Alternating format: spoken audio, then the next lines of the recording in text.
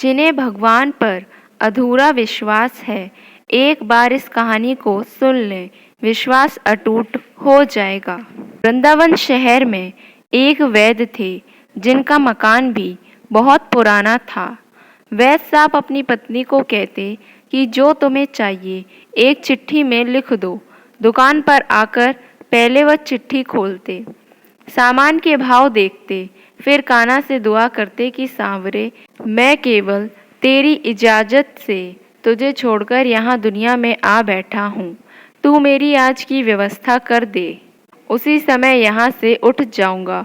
और फिर कभी सुबह 9:30, कभी 10 बजे वैद्य जी रोगियों की दवा देकर घर वापस अपने गांव चले जाते। एक दिन वैद्य जी ने दुकान खोली, फिर चिट्ठी खोली तो देखते ही रह गए। एक बार तो उनका मन भटक गया। उन्हें अपनी आंखों के सामने तारे चमकते हुए नजर आ गए, लेकिन जल्द ही उन्होंने अपने मन पर काबू पा लिया। आटे, दाल, चावल आदि के बाद पत्नी ने लिखा था, बेटी के दहेज का सामान लाना है जी।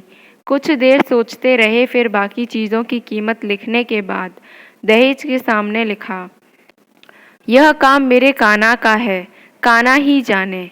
1-2 मरीज आए थे, उन्हें वैद्य जी दवाई दे रहे थे। इसी दौरान एक बड़ी सी कार उनकी दुकान के सामने आकर रुकी। दोनों मरीज दवाई लेकर चले गए। वह साहब कार से बाहर निकले और राधे राधे करके बेंच पर बैठ गए। वैद्य जी ने कहा कि अगर आपको अपने लिए दवा लेनी है तो आपकी नाड़ी देख लूं। उस आदमी ने कहा कि वैद्य जी, मुझे लगता है आपने मुझे पहचाना नहीं। मैं 15-16 साल बाद आपकी दुकान पे आया हूँ। आपको पिछली मुलाकात की बात सुनाता हूँ, फिर शायद आपको सारी बात याद आ जाएगी। वैद्य जी, मैं 5-6 साल से इंग्लैंड में रहता हूँ। इंग्लैंड जाने से पहले मेरी शादी हो गई थी, लेकिन अब तक बच्चा नहीं हुआ। यहाँ भी इलाज किया और इंग्लैंड में भी करवाया, लेकिन हमारी किस्मत में शायद बच्चा नहीं था। आपने कहा, मेरे भाई, अपने भगवान से निराश ना हो। याद रखो, उसके खजाने में किसी चीज़ की कोई कमी नहीं है। औलाद, धन दौलत और खुशी, गम, जीवन, मृत्यु, सब कुछ उसी के हाथ में है। किसी वैद्य के हाथ में कुछ भी नहीं है। अगर औलाद होनी है तो मेरे सांवरे के आशीर्वाद से ही होनी है। औलाद देनी है तो उसी ने देनी है। मुझे याद है तुम बातें करते जा रहे थे और साथ साथ पुड़ियाँ भी बना रहे थे। फिर आपने मुझसे पूछा कि तुम्हारा नाम क्या है। मैंने बताया कि मेरा नाम सतीश है। आपने एक लिफाफे पर कान्हा और दूसरे पर राधे लिखा, फिर दवा देने का तरीका बताया। लेकिन जब मैंने पूछा कितने पैसे, आपने कहा बस ठीक है। मैंने जोर डाला तो आपने कहा कि आज का खाता बंद हो गया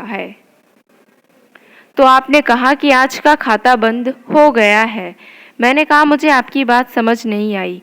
भाई, आज के घर खर्च के लिए जितनी रकम वैद्य ने कान्हा जी से मांगी थी, वह सांवरे ने इनको दे दी है। अधिक पैसे वे नहीं ले सकते। मैं बहुत हैरान हुआ और शर्मिंदा भी हुआ कि मेरे कितने घटिया विचार थे और यह वैद्य कितना महान व्यक्ति है। मैंने जब घर जाकर बीवी को दवा दिखाई और सारी बात बताई तो उसके मुंह से निकला, वो इंसान नहीं, कोई फरिश्ता है और उसकी दी हुई दवा हमारी मनोकामना जरूर पूरी करेगी। जी वैद्य जी, आज मेरे घर में 3 बच्चे हैं। हम पति पत्नी हर समय आपके लिए दुआएं करते हैं। जब भी वृंदावन में छुट्टी में आया, कार उधर रोकी लेकिन दुकान को बंद पाया। कल दोपहर भी आया था, दुकान बंद थी। एक आदमी पास ही खड़ा हुआ था। उसने कहा कि अगर आपको वैद्य जी से मिलना है तो सुबह 9 बजे अवश्य पहुंच जाएं, वरना उनके मिलने की कोई गारंटी नहीं। इसलिए आज सवेरे सवेरे आपके पास आया हूँ। वैद्य जी, हमारा सारा परिवार इंग्लैंड में बस चुका है। केवल एक विधवा बहन अपनी बेटी के साथ वृंदावन में रहती है। हमारी भांजी की शादी इस महीने की 21 तारीख को होनी थी। इस भांजी की शादी का सारा खर्च मैं अपने जिम्मे लिया था। 10 दिन पहले इसी कार में उसे मैं पानीपत अपने रिश्तेदारों के पास भेजा कि शादी के लिए जो चीज़ चाहे खरीद ले। उसे पानीपत जाते ही बुखार हो गया, लेकिन उसने किसी को नहीं बताया। बुखार की दवा खाती रही और बाजारों में फिरती रही। बाजार में फिरते फिरते अचानक बेहोश होकर गिरी। उसे अस्पताल ले गए। वह बेचारी इस दुनिया से चली गई। इसके मरते ही न जाने क्यों मुझे और मेरी पत्नी को आपकी बेटी का ख्याल आया। हमने और हमारे सभी परिवार ने फैसला किया है कि हम अपनी भांजी के सभी दहेज का साज सामान आपके यहाँ पहुँचा देंगे। शादी जल्दी है तो इंतजाम खुद करेंगे, और अगर अभी कुछ देर है तो सभी खर्चों के लिए पैसे आपको नकदी पहुँचा देंगे। आप कृपा करके मना मत करना। अपना घर दिखा दे ताकि सारा सामान वहां पहुंचाया जा सके। वैद्य जी हैरान परेशान हुए बोले, सतीश जी, आप जो कुछ कह रहे हैं मुझे समझ नहीं आ रहा। मेरा इतना मन नहीं है। मैं तो आज सुबह जब पत्नी के हाथ की लिखी हुई चिट्ठी यहाँ आकर खोलकर देखा तो मिर्च मसाला के बाद जब मैंने ये शब्द पढ़े, बेटी के दहेज का सामान, तो तुम्हें पता है मैं क्या लिखा।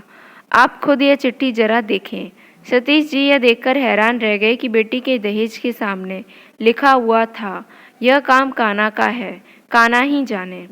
सतीश जी, यकीन करो, आज तक कभी ऐसा नहीं हुआ था कि पत्नी ने चिट्ठी पर बात लिखी हो और मेरे सांवरे ने उसका उसी दिन व्यवस्था ना कर दिया हो। सारे बोले, राधे राधे। आपकी भांजी की मौत का मुझे सदमा है, अफसोस है, लेकिन मैं सांवरे की कुदरत से हैरान हूँ कि वे कैसे अपने काम दिखाते हैं। वैद्य जी ने कहा, जब से होश संभाला है मैंने बस एक ही पाठ पढ़ा है, शुक्र है मेरे सांवरे, तेरा शुक्र है।